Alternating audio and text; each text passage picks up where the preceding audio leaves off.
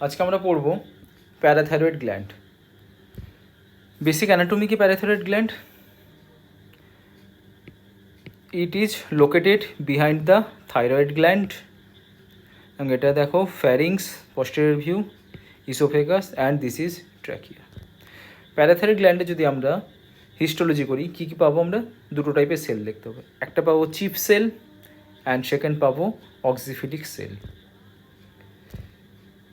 Chief cell কী করে? Secrete parathyroid hormone. তাহলে parathyroid gland secrete parathyroid hormone. এরপর আমরা জানবো প্যারাথাইরয়েড হরমোনের structure. Parathyroid hormone is a single chain polypeptide containing 84 amino acid. Synthesis and secretion, যেহেতু এটা একটা পেপটাইড হরমোন, তাহলে পেপটাইড হরমোনগুলো কীভাবে সিনথেসিস হয়? প্রথমে কি হবে? ফর্মেশন যখন আরএন থেকে সিনথেসিস হবে কি হয়? প্রি-প্রো স্ট্রাকচারে থাকবে। এক্ষেত্রেও সেম জিনিস, প্রথমে হবে প্রি-প্রো প্যারাথাইরয়েড হরমোন, দেন ক্লিভ হয়ে কি হবে? প্রো প্যারাথাইরয়েড হরমোন, দেন সেখান থেকে হবে প্যারাথাইরয়েড হরমোন। এবার সেই রেগুলেশন, তিনটে জিনিস মেনলি রেগুলেট করে প্যারাথাইরয়েড হরমোনকে। একটা হচ্ছে increase plasma calcium, vitamin D, increase plasma phosphate. এই পিকচারটা মনে রাখো। দেখো এক্স অ্যাক্সিস ডিনোট করছে আমার plasma calcium level and Y axis parathyroid hormone সিক্রেশনটা। এবার দেখো প্লাজমা ক্যালসিয়াম লেভেল যদি বাড়ে কি হবে? আমার প্যারাথাইরয়েড হরমোনের সিক্রেশন কিন্তু কমছে। আবার প্লাজমা ক্যালসিয়ামের লেভেল যদি কমে প্যারাথাইরয়েড হরমোনের সিক্রেশন কিন্তু বাড়বে। অপোজিট ফাংশন হচ্ছে। Metabolism of parathyroid hormone, it is rapidly degraded by Kupffer cell in liver. Mechanism of action, parathyroid hormone দেখা হয় যেহেতু ইটস এ প্রোটিন হরমোন, তার মানে কি হবে? প্রোটিন হরমোনের একটা ক্যারেক্টার আমি তোমাদের আগে পড়িয়েছি যে এর কিন্তু কোনো ট্রান্সপোর্টার প্রোটিন থাকে না। এটা মেনলি কী হয়? ব্লাডে ডিজলভ হয়ে যায়। ব্লাডে ডিজলভ হয়ে গিয়ে কি হয়? যে এফেক্টের অর্গ্যান রয়েছে সেই এফেক্টের অর্গ্যানে তার রিসেপ্টর রয়েছে, সেই রিসেপ্টরের সাথে গিয়ে অ্যাটাচ হয়। তাহলে এখানেও রিসেপ্টর আছে প্যারাথাইরয়েড হরমোনের। কী কী সেগুলো? তিনটে receptor, parathyroid hormone receptor 1, receptor 2 and 3 or CPTH।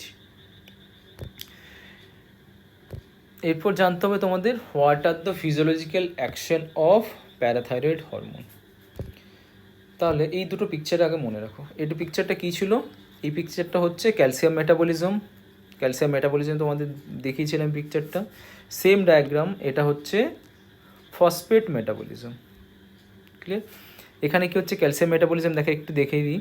Dietary intact কত হয়? 1 গ্রাম পার ডে। সেখান থেকে 300 mg অ্যাবজর্পশন হয় ইসিএফে, 150 mg সিক্রেশন হয় জিআই ট্র্যাক্টে। টোটাল ফিকাল এক্সক্রিশন কত হচ্ছে? 850 মিলিগ্রাম পার ডে। ইসিএফ থেকে কি হয়? 10 গ্রাম ফিল্ট্রেশন হয় per day and 9850 milligram again reabsorption হয় কোথায়? ইসিএফে। তাহলে কত হচ্ছে? 150 mg এক্সক্রিশন হয় থ্রু কিডনি। তাহলে টোটাল 1 গ্রাম পার ডে কিন্তু আউটপুট হয়ে যায় ক্যালসিয়ামের। আরেকটা মনে রাখতে হবে, calcium per day 500 milligram deposition হয় বোনসে, অ্যান্ড বোনস থেকে কি হয়? 500 মিলিগ্রাম রিজর্পশন হয় ইসিএফে। ফসফেটের ক্ষেত্রে কী হয় দেখে নিই। ডায়েটারি ইনটেক ফসফেট কত হয়? 1.4 গ্রাম পার ডে। সেখান থেকে 1200 মিলিগ্রাম অ্যাবজর্পশন হয় অ্যান্ড 200 মিলিগ্রাম সিক্রেশন হয়। তাহলে টোটাল ফিকাল এক্সক্রিশন কত হচ্ছে? 400 মিলিগ্রাম। ইসিএফ থেকে কি হয়? 6 গ্রাম ফিল্ট্রেশন হয় অ্যান্ড 5 গ্রাম রিঅ্যাবজর্পশন হয়। টোটাল 1 গ্রাম তাহলে কী হবে? Secretion through kidney and total 1.4 gram per day output হয় বডি থেকে। ইনটেকও হয় 1.4 গ্রাম, আউটপুটও হয় 1.4 গ্রাম পার ডে। বোনসে কী হয়? ডিপোজিশন হয় 200 mg magnesium and 200 mg per day resorption হয় ইসিএফে। তাহলে physiological function of parathyroid hormone তিনটে অর্গানের উপর মেনলি কাজ করে। কি কি?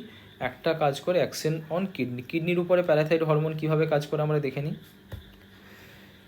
প্যারাথাইরয়েড হরমোন কী করে? Increase reabsorption of calcium in PCT. তাহলে এই যে ক্যালসিয়ামের রিঅ্যাবজর্পশন হয়, এই রিঅ্যাবজর্পশনের অ্যামাউন্টটাকে বাড়িয়ে দেয়। তাহলে ডেফিনেটলি কী হবে? আমার ইউরিন দিয়ে ক্যালসিয়াম অ্যাবজর্পশনটা কম হবে অ্যান্ড ইসিএফে কী হবে? আমার ক্যালসিয়াম লেভেলটা বেড়ে যাবে। তার মানে parathyroid hormone mainly plasma calcium লেভেলটাকে বাড়াতে সাহায্য করে, সিম্পল ফর্মুলা। সেকেন্ড কী হয়, it decrease reabsorption of phosphate on PCT. তাহলে এটা ছিল ফসফেট মেটাবলিজম। ফসফেট মেটাবলিজম কিন্তু অপোজিট করে, রিঅ্যাবজর্পশনটাকে কমিয়ে দেবে, বাড়াবে না। তাহলে কমিয়ে দিলে কি হবে, বেশিরভাগ ফসফেট কি হবে, ইউরিন দিয়ে আউটপুট হয়ে যাবে, তার ফলে কি হবে, ফসফোটেউরিয়া হবে। Clear? Third function, parathyroid hormone stimulate conversion of 1,25 dihydroxy cholecalciferol, এবং সেটা কি করে, increase calcium absorption from gut and calcium mobilization from bones. পরের স্লাইডে আমরা দেখছি এটা। Second action on bones of parathyroid hormone. কী করে বোনসের উপর এফেক্ট কী করে? বোনসে দুটো সেল মনে আছে, এই সেলটা কি, osteoblastic cell, and this is the osteoclastic cell. Mainly parathyroid hormone যেটা করে, অস্টিওক্লাস্টিক সেলের উপর তার অ্যাকশনটা করে। অস্টিওক্লাস্টিক সেলের উপর অ্যাকশন করলে কী হবে, দেখো পিকচারটা দেখেই মনে হচ্ছে কী হবে, বোনসের রিজর্পশন বেশি হবে, মানে বোনসের ডিস্ট্রাকশন হবে। তাহলে বোনসের যদি রিজর্পশন বেশি হয় ক্যালসিয়ামের ক্ষেত্রে, কি হবে, ক্যালসিয়ামের মোবিলাইজেশন হবে কোথায়, বোনস থেকে প্লাজমাতে অর ইসিএফে। তার ফলে কি হবে, ইসিএফে ক্যালসিয়ামের লেভেলটা বেড়ে যাবে, মানে আমার কি হবে, হাইপার ক্যালসিমিয়া হবে। তার সাথে কি হয়, areas of hyperclastic hyper activity and bone resorption হবে due to action on bone of parathyroid hormone. তারপর আমরা জানবো যে জিআই ট্র্যাক্টের উপর অ্যাকশনটা কি। জিআই ট্র্যাক্টের উপর ডিরেক্ট অ্যাকশন কোনো নেই, মেনলি ইনডাইরেক্ট অ্যাকশন কী করে, প্যারাথাইরয়েড হরমোন মেনলি কী করে, যে 1,25 ডাইডক্সি কোলেক্যালসিফেরল সেটাকে সিনথেসিসে হেল্প করে, অ্যান্ড সেটা কী করে, ক্যালসিয়াম অ্যাবজর্পশনটাকে বাড়িয়ে দেয়। ক্লিয়ার? গাট থেকে ক্যালসিয়াম অ্যাবজর্পশন বেশি হবে, এটা হলো ইনডাইরেক্ট এফেক্ট। এরপর চলে আসি, আর দুটো জিনিস আমাদের জানতে হবে, একটা হচ্ছে hyper parathyroidism and hypo parathyroidism. দেখো তোমাদের ফিজিওলজিতে জেনারেলি এটা শর্ট নোট আসে না, কিন্তু তোমাদের ভাইভাতে প্রশ্ন করা হয়। ক্লিয়ার? তাহলে আমরা জানবো হাইপার প্যারাথাইরয়েডিজম কি। দুটো টাইপের হয়, একটা হয় প্রাইমারি হাইপার প্যারাথাইরয়েডিজম আর একটা হয় সেকেন্ডারি হাইপার প্যারাথাইরয়েডিজম। প্রাইমারি মানে কি, ধরো যে অর্গ্যানে যদি কোনো ডিফেক্ট রয়েছে তার মানে সেটা হবে প্রাইমারি। তাহলে এটা থাইরয়েড গ্ল্যান্ড। তোমরা ফার্স্টের একটা জিনিস মনে রাখো, যেহেতু এখনও প্যাথো পড়োনি, তাহলে সিক্রেশন গ্ল্যান্ডের কখন বাড়বে, ডেফিনেটলি গ্ল্যান্ডে যখন কোনো টিউমার হবে। তাহলে সেম একই জিনিস, প্যারাথাইরয়েড গ্ল্যান্ডে ধরো কোনো টিউমার হয়েছে বা প্যারাথাইরয়েড অ্যাডিনোমা যদি হয়, তাহলে কি হবে, আমার প্যারাথাইরয়েড গ্ল্যান্ডে সিক্রেশন বাড়বে, তাহলে আমার হাইপার প্যারাথাইরয়েডিজম হবে। এবং যেহেতু এটা প্যারাথাইরয়েড গ্ল্যান্ডে প্রবলেম, তার মানে এটা হবে আমার প্রাইমারি হাইপার প্যারাথাইরয়েডিজমের একটা কারণ।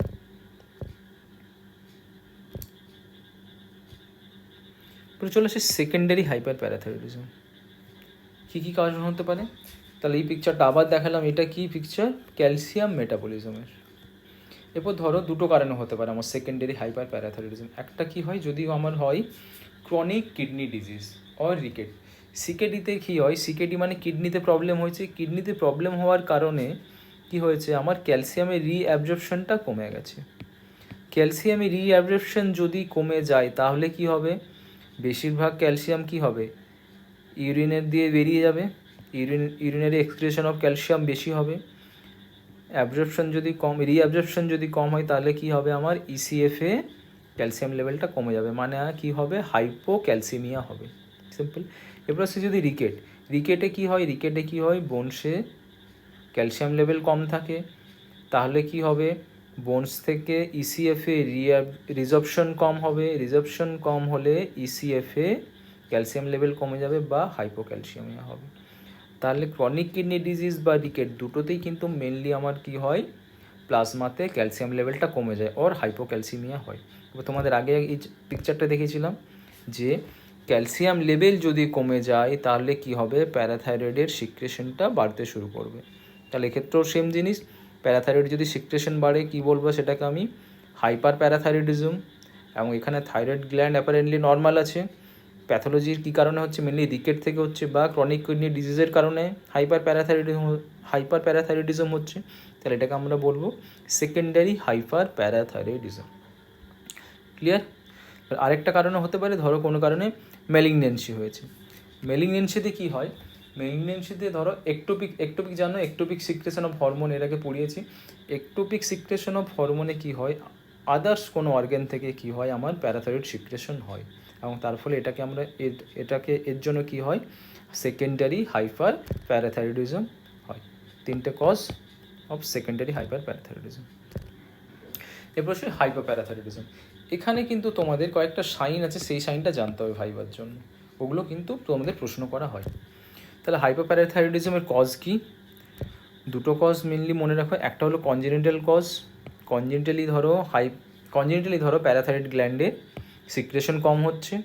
আরেকটা হচ্ছে প্যারাথাইরয়েডেক্টমি, প্যারাথাইরয়েড গ্ল্যান্ডের অপারেশন হয়েছে বা কেটে বাদ দিতে হচ্ছে, ডিসেকশন হয়েছে কোনো কারণে, তার ফলে কী হবে, প্যারাথাইরয়েডে হরমোন সিক্রেশনটা কমবে। আরেকটা মনে রাখো, থাইরয়েডেক্টমির ক্ষেত্রেও কিন্তু হতে পারে। ধরো থাইরয়েড গ্ল্যান্ডের অপারেশন করতে গিয়ে অ্যাক্সিডেন্টালি কী হয়, প্যারাথাইরয়েড গ্ল্যান্ডও কিন্তু ডিসেকশন হয়ে যেতে পারে, তার ফলে কিন্তু আমার কী হবে, হাইপোপ্যারাথাইরয়েডিজম হবে। তাহলে চপস্টিক সাইন, এটা তোমাদের জানতে হবে কি হয় এতে। এটা তোমরা দেখতে পাচ্ছ, ফেসিয়াল নার্ভ, ফেসিয়াল নার্ভের 5টা ব্রাঞ্চ আছে, মোটর ব্রাঞ্চ। এটার একটা নিউমোনিক্স আছে। কি কি? এই নিউমোনিক্সটা হলো A2Z এর ট্রিটমেন্ট হয় কোথায়, বর্ধমান মেডিকেল কলেজে। বর্ধমান মেডিকেল কলেজ একটা বড় মেডিকেল কলেজ, সেখানে কি হয়, তাহলে ডেফিনেটলি আমার A2Z এর ট্রিটমেন্ট হয়। টি ফর কি? T for temporal nerve, Z for zygomatic nerve, B for buccal nerve, M for mandibular nerve, C for cervical nerve. This are the 5 branches of facial nerve. Chopstick সাইনটা কি? এই facial নার্ভে তুমি যদি tapping করো, কি দিয়ে, hammer দিয়ে যদি ট্যাপিং করো, তাহলে কি হবে, কোথায় ট্যাপিং করতে পারো, আইদার এটা যদি ইয়ার হয়েছে, ইয়ারের ইনফ্রন্ট অফ দ্য ইয়ারে করতে পারো, অথবা অ্যাঙ্গেল অফ জতে তুমি যদি ট্যাপিং করো ফেসিয়াল নার্ভের উপরে, তাহলে কি হবে, ফেসিয়াল নার্ভের ফ্যাসিকুলেশন হবে, clear, or twitching of the facial nerve হবে। এটাই হলো চপস্টিক সাইন।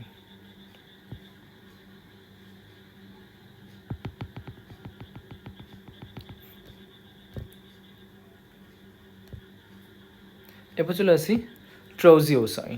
সেটা কি জিনিস? ধরো কোনো পেশেন্টের যে বিপি, ধরো পেশেন্ট এসেছে, পেশেন্টের কী করলে, যে আমাদের যে কাপ দিয়ে আমরা ব্লাড প্রেশার মেজার করি, যে রিভারোসি কাপ, সেটা দিয়ে তুমি কি করলে, পেশেন্টের আইদার লেফট হ্যান্ড অথবা রাইট হ্যান্ডে কী করলে, রিভারোসি কাপ দেওয়ার পরে সিস্টোলিক ব্লাড প্রেশারটা ইনক্রিজ করে রেখে দিলে। তার যে সিস্টোলিক ব্লাড প্রেশার, সেটাকে সাস্টেন ইনক্রিজ করে রেখে দিলে কত মিনিট অবধি, আপ টু 3 মিনিট।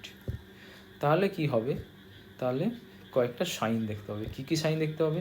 এটা দেখো, নর্মাল রিস্ট জয়েন্ট, বাট ট্রাউজিও সাইনে কি হয়, প্রথম যে পয়েন্টটা হয় সেটা হচ্ছে ফ্লেকশন অফ রিস্ট জয়েন্ট। দেখো প্রথম পয়েন্টটা হচ্ছে ফ্লেকশন অফ রিস্ট জয়েন্টের ফ্লেকশন হয়েছে। Second point, flexion of metacarpophalangeal joint. Then extension of interphalangeal joint, and fourth যেটা হয়, flexed thumb place between index and middle finger. এই যে থামটা গিয়ে কোথায় প্লেসড হয়ে গেছে, between index and middle finger. তাহলে এরকম একটা ক্যারেক্টারিস্টিক্স হয়ে যায় হ্যান্ডের। এটাকেই বলা হয় ট্রাউজিও সাইন।